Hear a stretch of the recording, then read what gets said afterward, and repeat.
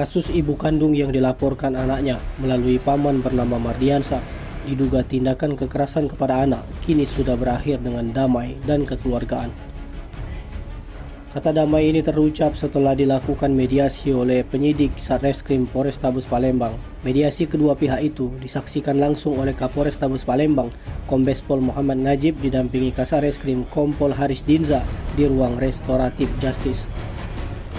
Terungkap sudah kasus yang heboh di media sosial tersebut bermula dari laporan Mardiansa selaku paman S yang melaporkan ibu kandungnya Aisyah atas dugaan kekerasan terhadap anak. Ketiganya tercatat sebagai warga Kecamatan Ilir Barat 2 Palembang. S pergi ke rumah ibu kandungnya dan mengaku mendapatkan perlakuan kasar dari sang ibu. Laporan tersebut diterima pada 28 Oktober 2022 lalu dan pasal 76C Undang-Undang RI nomor 35 tahun 2014 tentang perlindungan anak. Sementara itu, Kapolrestabes Palembang Kombes Pol Muhammad Najib didampingi Kasareskrim Kompol Haris Dinza mengatakan mulanya laporan pihak dari pelapor yakni Mardiansa tempat ditolak oleh anggota polisi. Bahkan pelapor sudah mendatangi kantor polisi sebanyak 2 kali. Namun karena pelapor Mardiansa sudah datang 2 kali, akhirnya laporan tersebut diterima. Pihaknya juga sudah memberikan pemahaman sebanyak 2 kali. Karena pelapor ingin sekali melaporkan, polisi juga tidak boleh menolak. Akhirnya diterima, itulah yang menjadi dasarnya. Gimana, Pak? Jadi permasalahan yang ada yang sudah tadi dilaporkan oleh salah daerah, kemudian ada viral.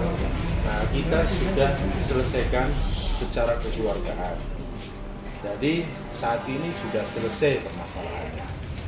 Jadi sudah tidak ada lagi permasalahan dan sekarang sudah kembali mereka dalam satu persaudaraan, satu keluarga, satu keluarga. Dan semuanya saat ini dalam keadaan sehat. Nah, waktu awal buat laporan alasannya kenapa tidak diterima? Ya. Jadi begini, kenapa polisi menerima laporan? Sebenarnya pertama pada saat menerima laporan itu sebenarnya kan yang melaporkan itu harusnya adalah korban.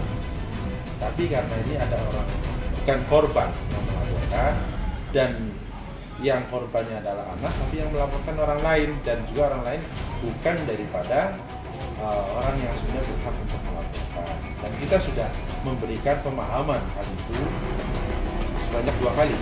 Tapi karena masyarakat kan ingin melaporkan, ya polisi tidak boleh juga menolak laporan. Yang kita juga menerima laporan itu.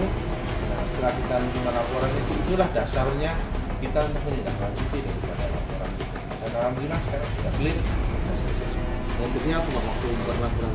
Lapor ibu sendiri itu motifnya apa? Itu sakit hati ya kayak gimana? Nah, jadi begini. Menurut saya proses ini sudah selesai. Nah, proses ini sudah selesai. Kita menerima laporan, kita tindak lanjuti dan kita bisa selesaikan secara strategis. Tim Liputan Sumsel Update TV melaporkan.